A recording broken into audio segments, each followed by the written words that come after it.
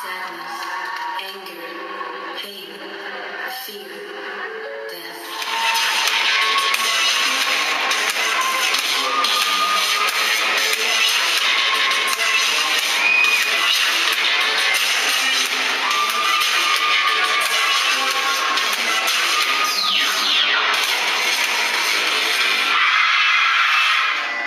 Join the fight for a united hope.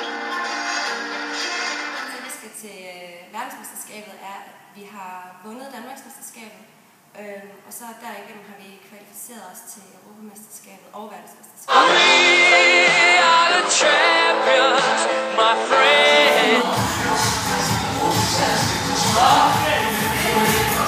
Der har vi trænet 2 til 3 timer om ugen på den her koreografi, men så op til turneringer, der træner vi ret meget mere. Vi har en masse tekniktræning, og så har vi også nogle andre former for dans, som vi øver for at forbedre os.